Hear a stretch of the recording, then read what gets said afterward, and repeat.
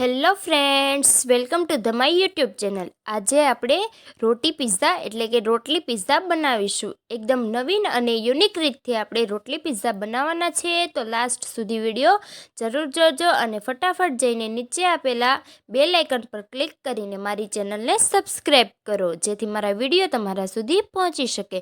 તો અહીં મેં રોટલીનો લોટ લીધેલ છે, તેને આપણે આ રીતે વણી લેવાની છે. જો રોટલી વણતા પહેલાં આપણે હવે તેમાં વચ્ચે ઓરેગાનો અને ચીલી ફ્લેક્સ એડ કરીશું, એટલે કે રોટલીનો ટેસ્ટ એકદમ સરસ આવે છે, એકદમ તીખાશ ઉપર આવે છે. એટલે ઓરેગાનો અને ચીલી ફ્લેક્સ એડ કરીને આપણે તેને ફરીથી વણીશું. તો તમે જોઈ શકો છો આપણે ઓરેગાનો ચીલી ફ્લેક્સ બંને એડ કરી દીધું છે અને હવે આપણે તેને ફરીથી વણી લઈશું. તો વિડીયોને છેલ્લે સુધી જરૂર જોજો, વચ્ચે બિલકુલ સ્કીપ ના કરતા અને ફટાફટ જઈને સબસ્ક્રાઈબ કરો, જેથી મારા આગળના વિડીયો બધાથી પહેલાં તમારા સુધી પહોંચી શકે અને તમે મારી બધી જ રેસીપીનો આનંદ બધાથી પહેલાં માણી શકો. તો ફટાફટ જઈને સબસ્ક્રાઈબ કરી દો. તો હવે આપણી રોટલી વણાઈને એકદમ રેડી થઈ ગઈ છે. તો હવે આપણે તેને શેકી લઈશું. તો તે માટે મેં અહીં એક લોઢી મૂકેલ છે, તેને આપણે ગરમ થવા દઈશું અને તેના પર રોટલી મૂકીશું. તો એક બાજુથી રોટલી શેકાઈ ગઈ છે, હવે તેને બીજી બાજુ શેકી લઈશું. તો હવે આપણે તેમાં ઘી એડ કરીશું. ફરતું ઘી લગાવી દઈશું, જેથી રોટલી છે એકદમ કાચી ના રહે અને તળેલા જેવો તેનો ટેસ્ટ આવી જાય. એટલે આપણે ફરતે થોડું ઘી એડ કરી દઈશું. તો તમે જોઈ શકો છો બંને બાજુથી ઘી સારી રીતે લગાવાઈ ગયું છે અને રોટલી પણ એકદમ કડકડી એવી શેકાઈને રેડી થઈ છે. તો હવે આપણે બીજું બાઉલ લઈશું. તેમાં આપણે ચીઝ ના હોય તો તમે ચીઝની જગ્યાએ આ વસ્તુ બનાવીને યુઝ કરી શકો છો. ટેસ્ટ એકદમ ચીઝ જેવો જ આવે છે. તો કઢાઈમાં આપણે 1 ચમચી ઘી લઈશું અને હવે તેમાં આપણે 1 ચમચી મેંદો એડ કરીશું. ગેસની ફ્લેમ એકદમ ધીમી રાખવાની છે. ધીમી આંચ પર તેને થોડીવાર સુધી હલાવી લઈશું, એટલે કે આપણો મેંદો સારી રીતે શેકાઈ જાય. તો ફ્રેન્ડ્સ, તમે વગર ચીઝે પણ એકદમ ચીઝી એવા રોટલી પિઝા બનાવીને ખાઈ શકો છો. તો તમે છેલ્લે સુધી જરૂર જોજો. તો હવે આપણો મેંદો એકદમ શેકાઈને રેડી થઈ ગયો છે. તો હવે આપણે તેમાં અડધી વાટકી દૂધ એડ કરીશું. તો દૂધ એડ કરીને તેને સારી રીતે હલાવી લેવાનું છે, જેથી એક પણ લમ્સ ના રહે. હવે ગેસની ફ્લેમ ધીમી જ રાખીશું અને તેને એકદમ સારી રીતે હલાવ્યા કરીશું.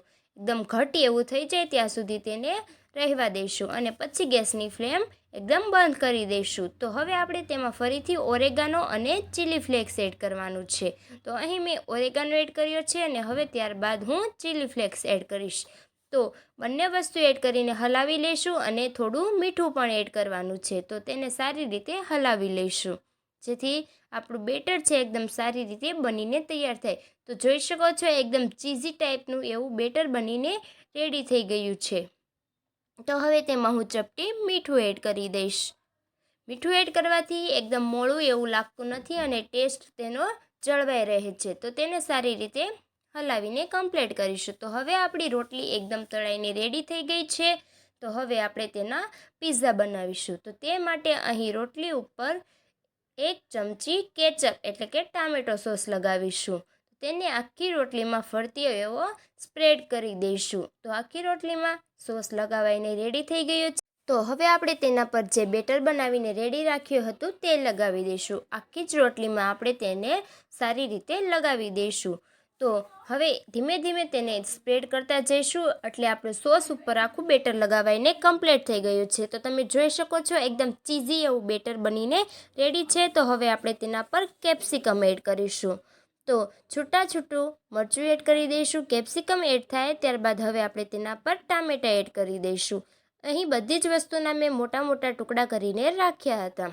તો ટામેટું એડ કર્યા બાદ હવે આપણે કાંદા લગાવી દઈશું. તો હવે આપણે તેના પર કાંદા મૂકી દઈશું. તો હવે બધી જ વસ્તુ લગાવાઈને રેડી છે. તો હવે આપણે ફરીથી તેને શેકી લેવાનો છે. તો ફરીથી આપણે એક પેન લઈશું, તેના પર ઘી એડ કરીશું. ઘી મૂકીને તેના પર આપણે જે રોટલીનો પિઝ્ઝો તૈયાર કર્યો હતો તે મૂકી દઈશું અને તેને ધીમી ફ્લેમ પર ચડવા દઈશું. અહીં આપણે થોડી વાર સુધી જ રહેવા દેવાનો છે. આપણું શાકભાજી થોડું કૂક થાય ત્યાં સુધી તેને આપણે ઢાંકીને રહેવા દઈશું. તો હવે આપણો પિઝ્ઝો એકદમ સારી રીતે ચડીને રેડી થઈ ગયો છે. તો ફ્રેન્ડ્સ, હવે આપણે તેને ગેસ પરથી નીચે લઈ લઈશું. તો ફ્રેન્ડ્સ, તમે જોઈ શકો છો એકદમ ચીઝ વગરનો પણ ચીઝ જેવો પિઝ્ઝો બનીને રેડી થઈ ગયો છે. તો હવે આપણે તેના પર ફરીથી ઓરેગાનો અને પેપ્રિકા એડ કરીશું. તો અહીં ઓરેગાનો અને પેપ્રિકા એડ કરી દીધું છે. તો હવે આપણો પિઝ્ઝો એકદમ સારી રીતે બનીને રેડી થઈ ગયો છે. તો તમને આ રેસીપી કેવી લાગી તે જરૂરથી કોમેન્ટ બોક્સમાં જણાવો અને ખુશી કુકિંગને પ્લીઝ સબસ્ક્રાઈબ કરો, જેથી મારો આગળનો વિડીયો છે તે તમારા સુધી બધાથી પહેલાં પહોંચી શકે. તો ફટાફટ મારી આગળની રેસીપી જોવા માટે મારી ચેનલને સબસ્ક્રાઈબ કરો. Thank you for watching my